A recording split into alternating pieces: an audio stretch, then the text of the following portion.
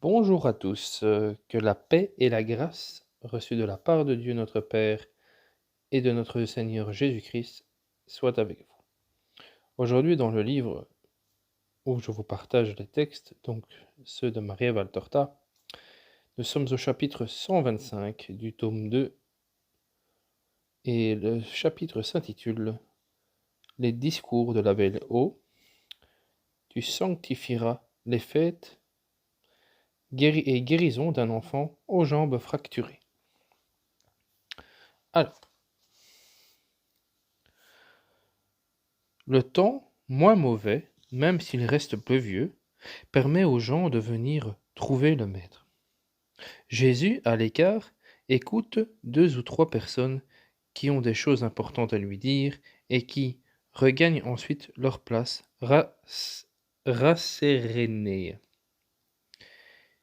Il bénit aussi un petit enfant qui souffre de fractures des jambes, et qu'aucun médecin ne veut soigner. Ils disent: c'est inutile, la fracture s'étend tout en haut jusque vers la colonne vertébrale.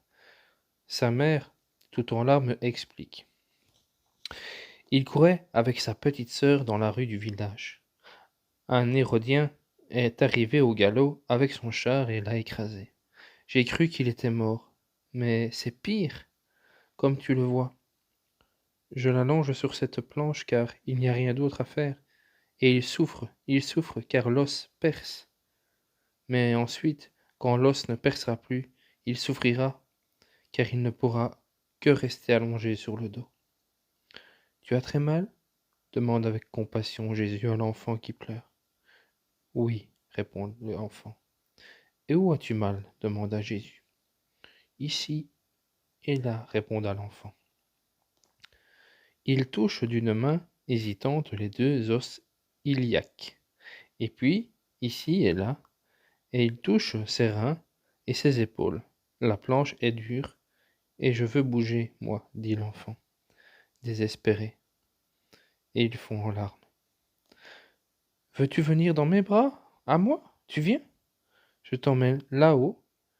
Tu vas voir tout le monde pendant que je parle, dit Jésus. Le garçon, oh oui, son oui est plein de désir. Le pauvre petit tend des bras suppliants.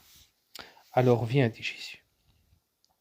Mais, mais il ne peut pas, maître. C'est impossible, il a trop mal. Je ne peux même pas le bouger pour le laver. Je ne lui ferai aucun mal. Le médecin, c'est le médecin. Mais moi, c'est moi. Pourquoi es-tu venu? Parce que tu es le Messie, répond la femme, qui pâlit et rougit, prise entre l'espérance et le désespoir. Et alors, viens mon petit. Jésus passe un bras sous ses jambes inertes, l'autre bras sous les petites épaules, prend l'enfant et lui demande: est-ce que je t'ai fait mal? Non. Alors, dis au revoir à ta maman et allons-y. Et il traverse avec son fardeau la foule qui s'ouvre. Il va jusqu'au fond, sur l'espèce d'estrade qu'on lui a fait pour que tout le monde le voie, même de la cour. Il se fait donner un petit banc, s'y assit, installe le petit garçon sur ses genoux et lui demande: ça te plaît? Maintenant, tiens-toi tranquille et écoute toi aussi. Puis il commence à parler. Il ne fait les gestes que de la main droite car de la gauche, il soutient l'enfant qui regarde les gens heureux de voir quelque chose et sourit à sa maman qui se tient là-bas au fond, le cœur battant d'espoir. Il joue avec le cordon du vêtement de Jésus et aussi avec la barbe soyeuse et blonde du maître et même avec une mèche de ses longs cheveux. Il est dit: fais un travail honnête et consacre le 7e jour au Seigneur et à ton âme. C'est cela que dit le commandement du repos sabbatique. L'homme n'est pas plus grand que Dieu. Or Dieu a fait la création en 6 jours et s'est reposé le 7e. Comment donc l'homme se permet-il de ne pas imiter le Père et de ne pas obéir à son commandement? Est-ce un ordre stupide? Non. En vérité, c'est un commandement salutaire que ce soit dans l'ordre physique, moral ou spirituel. Un corps fatigué a besoin de repos, comme celui de tout être. Le bœuf qui laboure les champs, l'âne qui nous porte, la brebis qui a mis bas son agneau et nous donne son lait, se reposent eux aussi, et nous les laissons se reposer pour ne pas les perdre. Les mois où elle n'est pas ensemencée, la terre des champs repose aussi, et nous la laissons reposer, car elle se nourrit et se sature des sels qui lui tombent du ciel ou remontant du sol, sans même nous demander notre avis. Les animaux et les plantes qui obéissent aux lois éternelles d'une sage reproduction se reposent bien, alors pourquoi l'homme ne veut-il pas imiter le Créateur, qui s'est reposé le septième jour, tandis que les créatures inférieures, végétaux ou animaux, sans avoir reçu d'autre ordre que leur instinct, savent s'y conformer et lui obéir. Ce commandement est aussi utile à l'ordre moral qu'à l'ordre physique. Pendant 6 jours, l'homme a été occupé partout et partout, pris comme le fil dans le mécanisme du métier à tisser. Il n'a eu de cesse de courir ici et là, sans jamais pouvoir se dire « Maintenant, je m'occupe de moi-même et de ceux qui me sont le plus chers. Je suis un père et aujourd'hui mes enfants existent pour moi. Je suis un époux et aujourd'hui je me consacre à ma femme. Je suis un frère et je profite de mes frères. Je suis un fils et je procure mes soins à mes parents âgés. » C'est un ordre spirituel. Le travail est saint, mais l'amour l'est davantage. Et Dieu est le très saint. Par conséquent, souviens-toi, de réserver au moins un jour sur 7 à notre bon et saint Père, qui nous a donné la vie et nous la conserve. Pourquoi le traiter moins bien qu'un père, que des enfants, des frères, une épouse ou notre propre corps? Que le jour du Seigneur lui appartienne. Ah, quelle douceur est-ce de se retrouver après le travail du jour, le soir, dans un foyer plein d'affection. Quelle douceur que de le retrouver après un long voyage. Et pourquoi ne pas se retrouver après 6 jours de travail dans la maison du Père? Pourquoi ne pas être comme un fils qui revient d'un voyage de 6 jours et dit « Voilà, je viens passer mon jour et je repose avec toi. » Mais maintenant, écoutez, j'ai dit travail d'un travail honnête. Vous savez que notre loi commande l'amour du prochain. L'honnêteté du travail fait partie de l'amour du prochain. Celui qui est honnête dans son travail ne vole pas dans le commerce, ne prive pas l'ouvrier de son salaire, n'exploite pas malhonnêtement.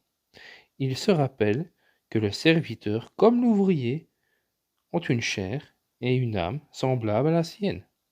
Il ne le traite pas comme des pierres inertes que l'on peut briser et frapper avec le pied ou le fer. Celui qui n'agit pas ainsi n'aime pas son prochain et pêche donc aux yeux de Dieu.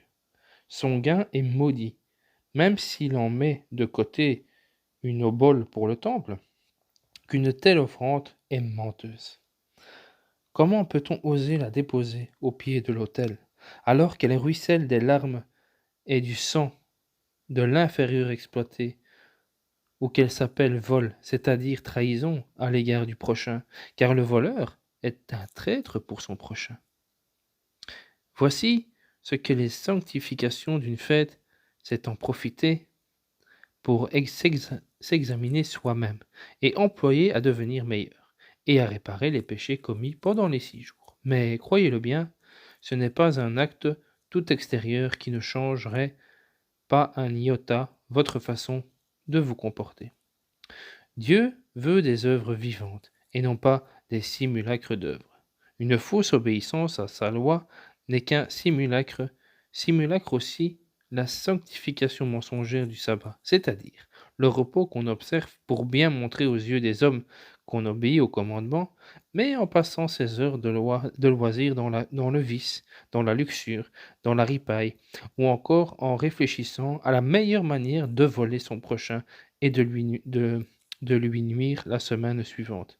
Simulacre encore la sanctification du sabbat, c'est-à-dire le repos matériel. S'il ne s'accompagne pas d'un travail intime, spirituel, sanctifiant, d'un sincère examen de conscience, de la reconnaissance humble de sa propre misère, d'une sérieuse résolution de mieux agir la semaine suivante.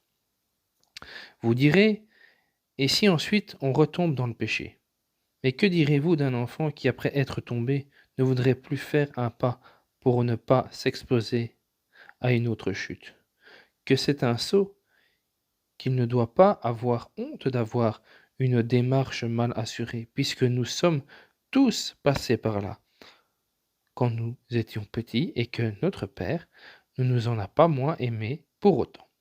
Qui ne se souvient comment nos chutes ont fait tomber sur nous une pluie de baisers maternels et de caresses de notre Père?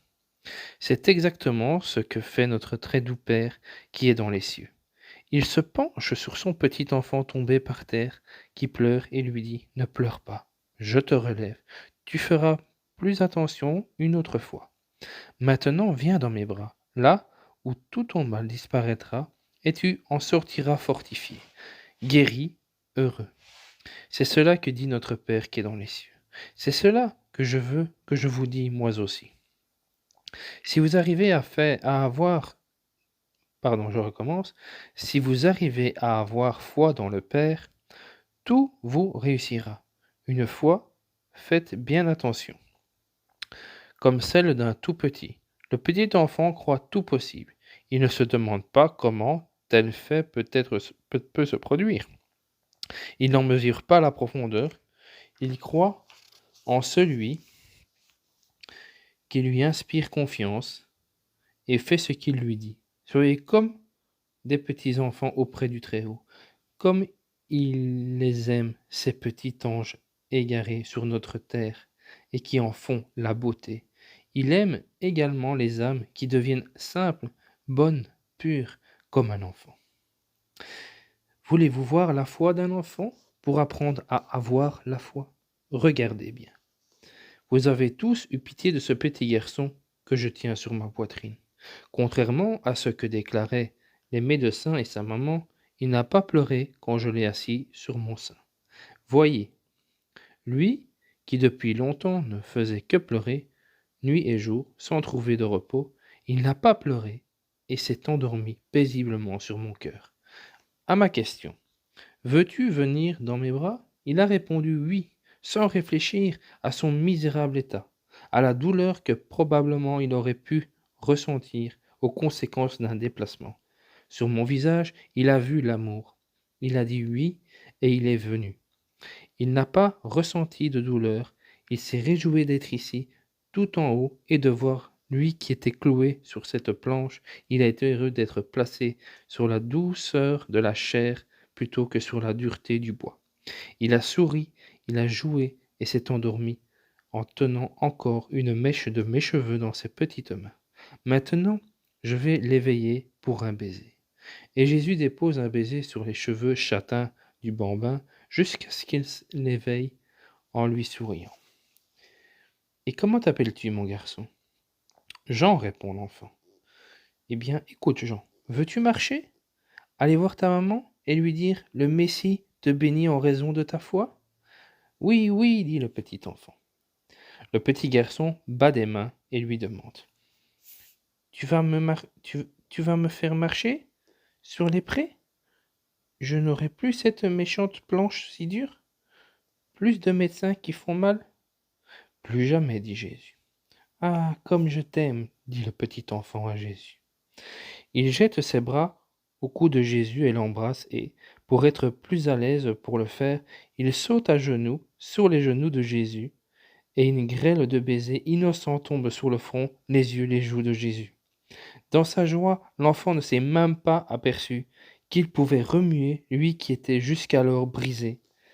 Mais le cri de sa mère et ceux de la foule le secouent et le feront se retourner avec étonnement, ses yeux innocents dans son visage amaigri se font interrogateurs, toujours à genoux, le bras droit passé autour du cou de Jésus, et lui demandent confidentiellement, en désignant la foule tumultueuse, sa mère qui au fond l'appelle en unissant son nom à celui de Jésus, Jean, Jésus, Jean, Jésus. Pourquoi est-ce que les gens crient, et ma maman aussi? Qu'est-ce qu'ils ont? Est-ce toi, Jésus? C'est moi. La foule crie parce qu'elle est contente que tu puisses marcher. Adieu, mon petit. Jésus lui donne un baiser et le bénit. Va voir ta maman et sois gentil. Le petit garçon descend tranquillement des genoux de Jésus, puis, par terre, il court vers sa maman, saute à son cou et lui dit: Jésus te bénit. Pourquoi pleures-tu alors? Quand les gens redeviennent un peu plus silencieux, Jésus dit d'une voix de tonnerre: Faites comme le petit Jean. Vous qui tombez dans le péché et vous blessez, ayez foi en l'amour de Dieu. Que la paix soit avec vous. Et pendant que l'assemblée crie des hosannas et que l'heureuse mère pleure, Jésus, protégé par les siens, quitte la pièce et la vision prend fin.